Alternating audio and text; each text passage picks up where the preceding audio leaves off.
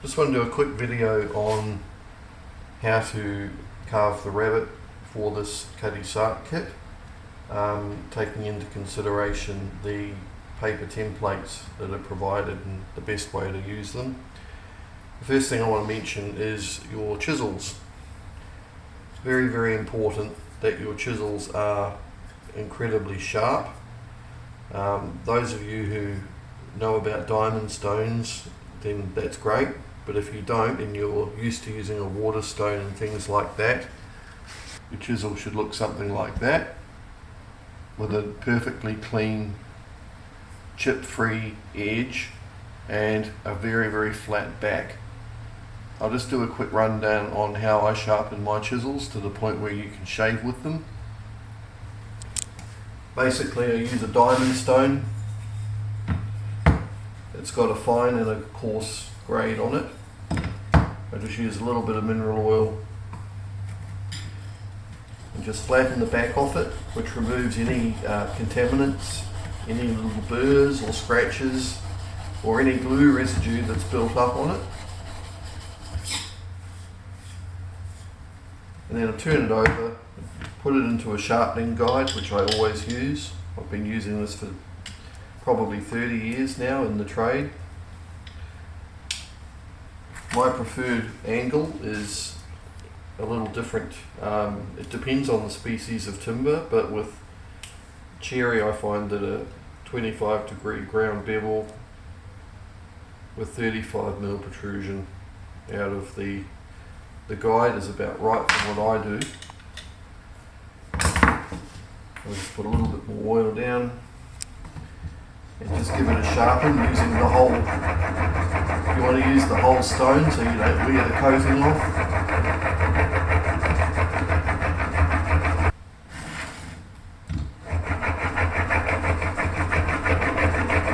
You can see a lot of materials coming off the blade because the oil's gone dark grey. And just checking it, and then we have to take the burr off. Some people will strop this on leather. I prefer to just do it on my hand, and we're ready to go. Now when you get your parts for this kit and you've glued all the deadwood and keel assembly together, make sure it's perfectly flat, of course. And the first thing you want to do is glue the paper templates. Most of this I've done, as you can see, and I've taken it off, but I've just left a little bit here at the end. There's 3 sheets of paper that cover this piece of keel, and you just want to glue that on to the wood. And the way that we do that is we scribe a line at the rabbet line about 3mm up from the base of the keel, because we still have the false keel on there, which is another 4mm. So we scribe a line along the keel with in my case, a marking gauge, like so. Just enough to register the tip of the chisel. And we also mark the same line on the stem post. In this case, I just used a scalpel to mark the line, and then we want to just glue the paper down onto that line. I usually cut the paper to the rabbet line and then line that up with the scribe line that I have there. That's just using a water-based glue stick, nothing fancy. It dries fairly quickly and it's relatively easy to get off later on. So once that's done, there's a couple of ways that you can do this. I've seen some people scribe the bearding line and the back line. I don't think that's entirely necessary if you do it in stages, but what I do is I get a scalpel first of all, and I will run the scalpel around the back line of the rabbet where the keel is its full width and starts to taper off. And I'll do that along the full length of the keel. It doesn't have to be very deep, it's just to register the chisel blade and gives you a nice edge to work to. So I'm just going to scribe the back line of the Rabbet with the scalpel, just lightly. I'm just going to continue that up into here.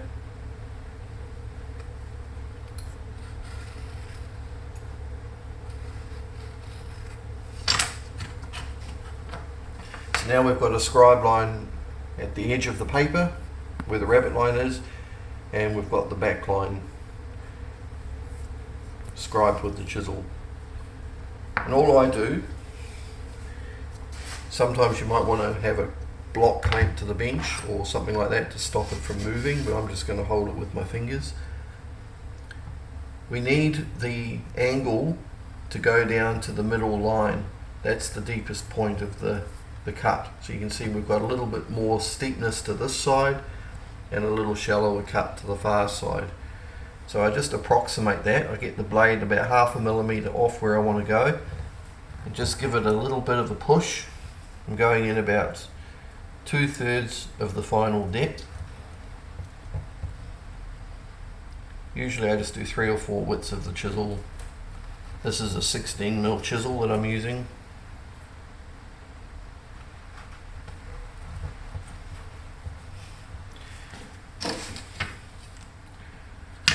And then we'll just come in from this side in this exactly the same way. We don't start on the scribe line, we just come in a little bit from it. There shouldn't need to be any force used because the chisel should be nice and sharp. If it's not, learn how to sharpen a chisel first. And we just pull out the bulk of it. And then we start to come back a little bit further and a little bit deeper. Sometimes you can hook the chisel on the edge of the previous surface.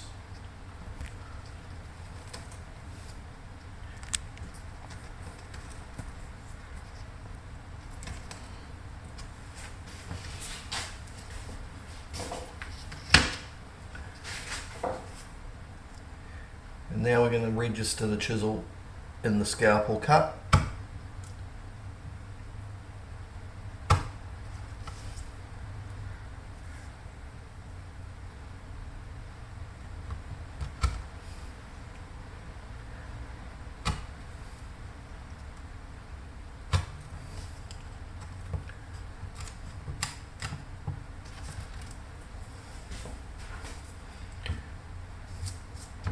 Sometimes it's a good idea to use the corner of a chisel to do a scrape pass, but I would not recommend doing it with the same chisel that you're using to carve with, because it dulls the edge very, very quickly.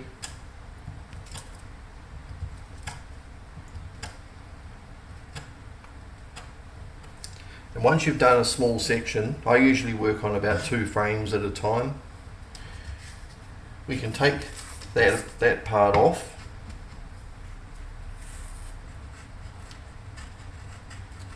This has been on overnight, so it's a little bit drier than normally I would like. I'm just going to remove this portion here where the frame's going to go, because it'll stop the frame from registering in the keel properly. And what I'm going to do now is just check the keel against the frame. So we've got 49, 52, 55, 58 and frame 60 we want. So you'll notice the frames have an aft face and a forward face. That's because of the way that it's been dry fitted. But we're just going to put that into its notch.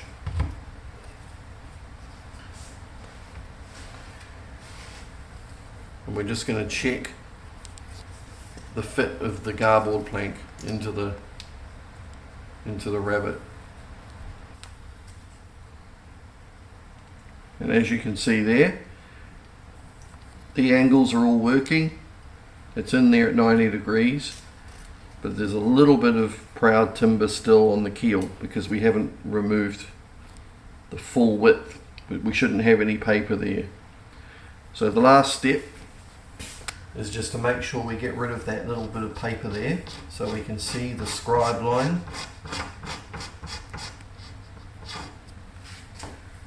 Which which it is there, and we put the chisel into that scribe line to register it, get the angle right, and this is the important one, this is the final cut.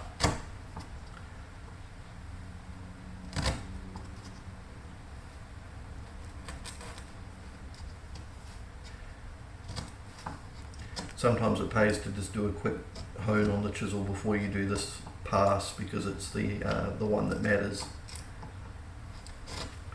And as I said, use a different chisel, but I'm just going to do it here for sake of speed. Just run that in, because it should always be 90 degree rabbet in there. And we come back. The last thing you can do as you're working along, try not to make your piece of planking any more than 1 frame spacing. Because of the twist, you'll never get a good fit.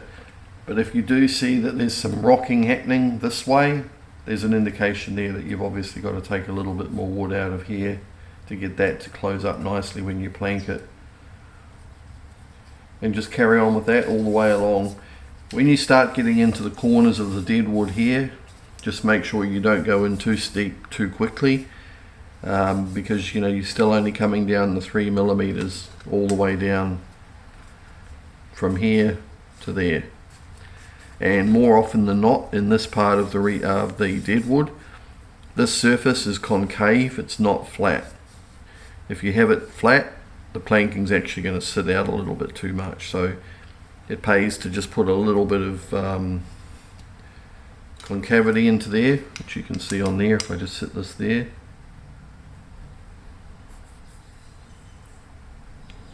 It's about 1/2 mm or a little bit more.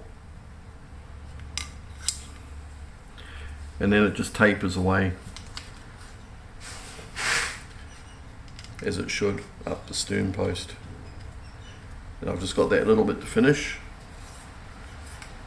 And that side is done in the same way.